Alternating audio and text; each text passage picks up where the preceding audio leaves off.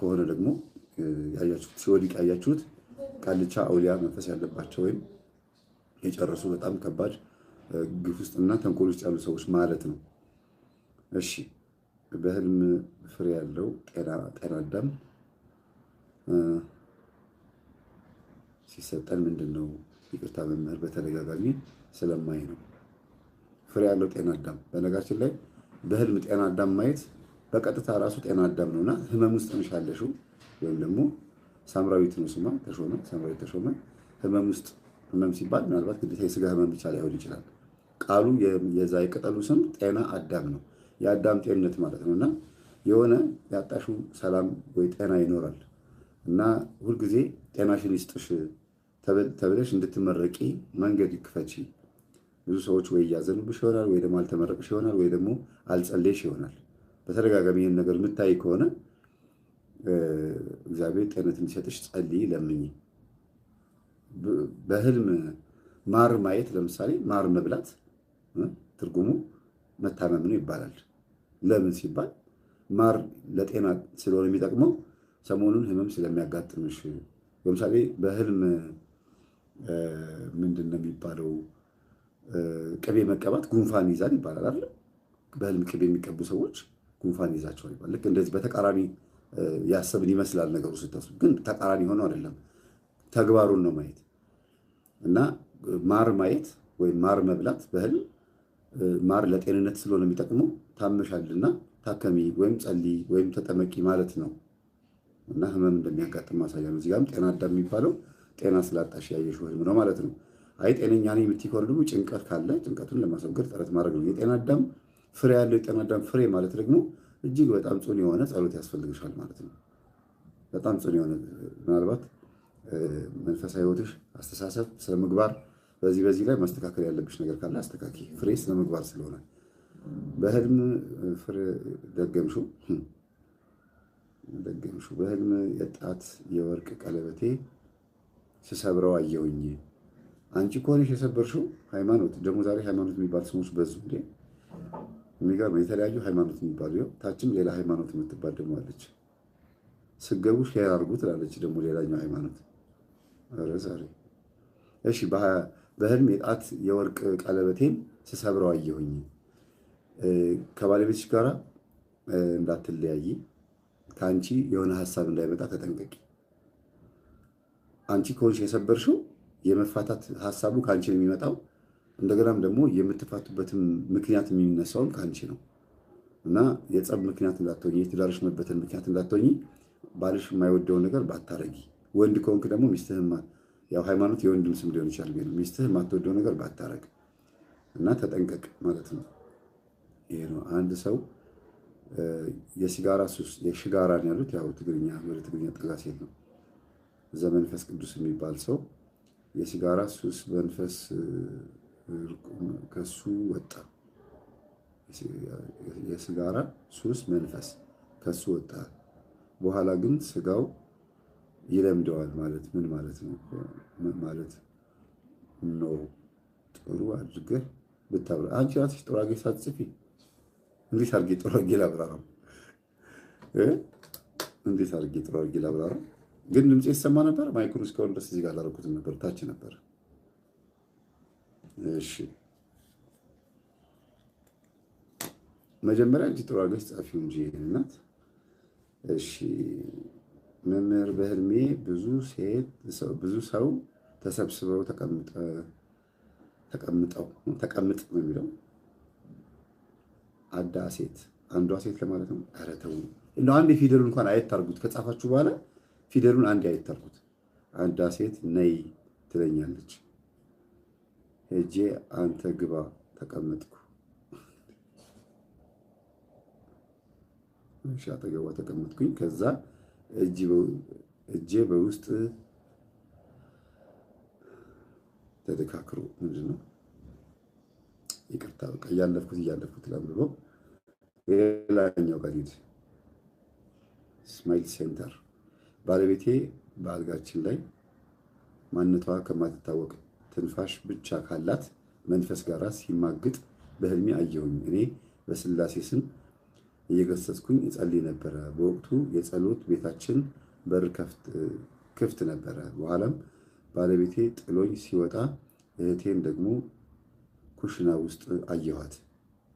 እኮ ህልም ነው ሙሉ የጻፍሽው ህልም ከሆነ ነው የምተረጉመው። አሁን ህልሙ የትኛው እንደሆነ እውኑ የትኛው እንደሆነ አይታወቅም። አንዳንድ ሰዎች ህልሙን ከጻፉት በኋላ ቀጥለው ኖርማሉ ይጽፉታል። ከእንቅልፌ ስነቃ ብለው አይቀጥሉትም።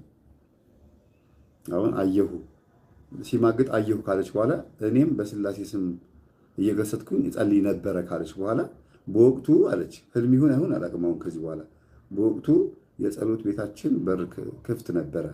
ከተነሳች በኋላ ነው? ከእንቅልፍ ከነቃች በኋላ ነው? በኋላ ባለቤቴ ጥሎኝ ሲወጣ እህቴን ደግሞ ኩሽና ውስጥ አየኋት። በእውን ይሁን በህልም አላውቅም፣ ግን በህልም ከሆነ ልትጸልይ ይገባል። ይሄ ነው ማለት ቢከብደኝም ግን ልትጸልይ ይገባል። የዝሙት መንፈስ በባለቤትሽና በእህትሽ መካከል እንዳለ ያሳያል። በጣም ከባድ ነው። ትንፋሽ ብቻ ካላት መንፈስ ጋር ሲማግጥ ማለት በልቧ ብቻ የምትወደው በዝሙት ከሱ ጋር መተኛት የምትፈልግ አይነ ጥላ ልትሆን ትችላለች። የእህትሽ መንፈስም ሊሆን ይችላል፣ አይታወቅም። ፈተና ውስጥ ገብተሽ እንዳይሆን ይህን ቼክ አድርጊ፣ አጣሪ፣ ጸሎት አድርጊበት። በግልጽ መናገር ይከብዳል አንዳንዴ በህልሜ ጸሎት ቤት በጣራ በኩል አይጥ ሊገባ ሲል አየሁ። መብራት ሳበራ አይጡ መሸሽ ይጀምራል። በር ከፍቼ ሳየው ከርቀት በጣም ጥቋቁር ሁለት ድመት ወደ እኔ መምጣታቸውን ትተው የመብራቱን ብርሃን ሲያዩ ይቆማሉ። ምንድን ነው አለች። አይጥና ድመት አይዋደዱም። እዚህ ጋር ግን ምንም አልተባባሉም። በህልሜ በጸሎት ቤት የጣራ በኩል አይጥ ሊገባ ሲል አየሁ ማለት ጸሎትሽን እንድታቋርጪ፣ ጸሎትሽ እንዳይጠቅምሽ ወይም እንድትጠራጠሪ፣ በአጠቃላይ መንፈሳዊ ህይወትሽን እንድታቋርጪ በአይጥ የተመሰለው የምቀኛ የሰላቢ ወይም የቤተሰብ የቡዳ መንፈስ ሊሆን ይችላል። እንደ አይጥ ሾላካ የሆነ ተንኮለኛ የሆነ ሰው እያሴረብሽ እንደሆነ ያሳያል። አይጡ ሊገባ ሲል ያየሽው ማለት ነው። መብራት ሳበራ አይጡ መሸሽ ይጀምራል። ማብራት ማለት መናገር፣ ስለ ንስሐ ኑ እባካችሁ ይህን እንደዚህ እናድርግ ብሎ ጥሩ ነገር መናገር ነው። ማብራት በህይወትሽ ላይ ንስሐ መግባት፣ ስጋ ወደሙ መቀበል፣ መንፈሳዊ ህይወትሽን መኖር ማለት ነው። ማብራት አይጡ ሊሸሽ ይጀምራል። በር ከፍቼ ሳየው ከርቀት በጣም ጥቋቁር የሆኑ ሁለት ድመቶች ወደ እኔ መምጣታቸውን ትተው ይላል። በር ስትከፍቺ መምጣታቸውን ትተው ባሉበት ቦታ ቆሙ። የመብራቱን ብርሃን ሲያዩ ይቆማሉ። አንቺ ላይ ያለው የክርስቶስ ሥጋና ደም ሊሆን ይችላል። ጾም፣ ጸሎት፣ ስግደትሽ ሊሆን ይችላል። በመንፈሳዊ ህይወትሽ ምክንያት ሊሆን ይችላል። ሁለት ጥቋቁር ድመቶች ማለት በአንቺ ህይወት ውስጥ ያሉ በቤተሰብ ውስጥ ማን እንደሆኑ አይታወቁም፣ አስመሳይ የሆኑ ሰዎች በህይወትሽ ውስጥ አሉ። እነሱን ማስወገድ ነው። በድመት የተመሰለ የራስሽ ባህሪ ጸባይ ሊሆን ይችላል፣ ወይ ቤተሰብ ውስጥ ያለ ሰው ወይ ደግሞ ጓደኛ ሊሆን ይችላል። ከርቀት በቃ አንፈልጋትም፣ ወደ እሷ አንቀርብም ብለው በር ስትከፍቺ አንደበትሽን፣ በር ማለት አንደበት ነው። ባይዘወይ መናገር ስትጀምሪ ባሉበት ይቆማሉ። በስላሴ ስም ስራህን አቁም ስትዩ ይቆማል ማለት ነው። ይሄ በጣም ደስ የሚል ነገር ነው። ማን ነው ስሟ? ምንሻክ ሸዋ ነው መሰለኝ። ሸዋ ነው የሚለው፣ ሸዋ የሚል ስም ያለት። እሺ ኤፍታህ ምስጢረ ስላሴ በአማርኛ በስርዓቱ ጻፉ እያለቻችሁ ነው። ትክክል ናት። እሺ እንደገና አይወላችሁ ኮፒ ፔስት አድርገዋለች አጅሪት። እሺ ሌላ ደግሞ ኮፒ ፔስት የምታደርጉ ሰዎች ያው ልንጣላ ነው። ፈልጋችሁ አጥፎ ኮፒ ፔስት ያደርጋችሁ ሰዎች አንድ ጊዜ የጻፋችሁት በቂ ነው። እሺ ማስተዋል የምትባል ሴት ደግሞ መምህር፣ እኔ ዛሬ በጣም የሚያምር አዲስ ቀሚስ ለብሼ ፀጉሬን ተሰርቼ ሁለት አዲስ ቦርሳ ይዤ በሰፈሬ እያለፍኩኝ፣ አስቡት ባይኖራችሁ እንግዲህ እንዴት ምንቅ እያለች እንደምትሄድ። ያልተከደነ ዶሮ ወጥ የያዘ ድስት አይቼ ክደኑት ስል እሺ እያሉኝ እህቴ አማረባት ሲባል ልታየኝ ብቅ ስትል ተጎሳቁላ አየኋት። ምንድን ነው? የሚገርም ነው። 3 አይነት ነገር የጻፍሽው። አንደኛ የሚያምር ቀሚስ አዲስ ቀሚስ ለብሰሽ ፀጉርሽ ተሰርቶ ሁለት አዲስ ቦርሳ ይዘሽ፣ ያው ሁለት እኮ ነው። ሁለት አዲስ ቦርሳ ማለት አንቺ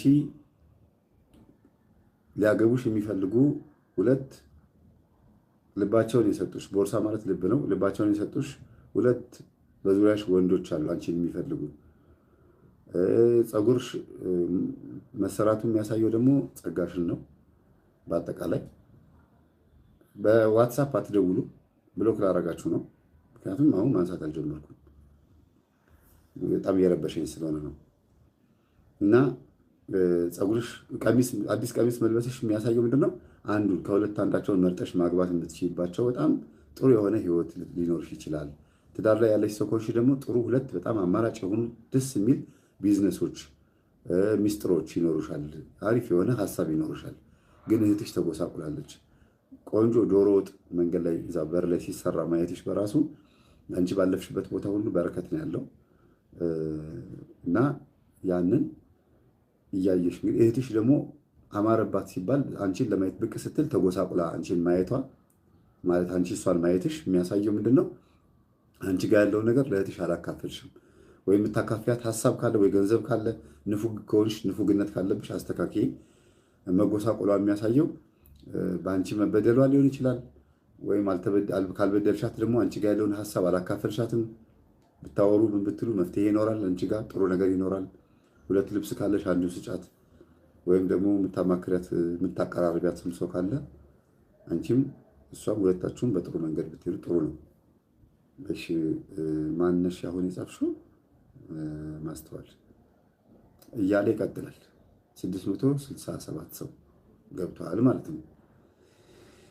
ይበቃናል እስካሁን ድረስ እንግዲህ ወደ 40 ደቂቃ ያክል እዚህ ጉዳይ ላይ ያለ ነው። በኋላ ከዚሁ እቀጥላለሁ። አሁን ማን ጋር መሰለህ ያላችሁት? ሳሙኤል 7635 የሚባለው ዩቲዩብ ላይ ነው ያለሁት። መምህር በህልማችን እና ባለቤቴ በተደጋጋሚ መኪናችንን ካቆምንበት ሲጠፋብን በተደጋጋሚ እናያለን፣ ሳናገኘው እንነቃለን ነው። እሱ ጋር ነው ያቆምኩት፣ ግን እሱን ተናግሬ እፈተዋለሁ። መኪና በህልም ማየት እንግዲህ የኔ የምትሉት ንብረታችሁ ነው። ባለ በኩል ደግሞ ስጋችሁ ነው። መኪናችሁን ካቆማችሁበት ጠፍቶ ካገኛችሁት ሁለታችሁም አንተና ባለቤትህ ጾም፣ ጸሎት፣ ስግደት ሰግዳላችሁ ትጸልያላችሁ። ግን ሁልጊዜ ሱባኤ ወይም ደግሞ ቀኖና ወይም ጾም ሲገባ ጊዜ ሲገባ በዝሙት ወይም በሴሰኝነት ትወድቃላችሁ።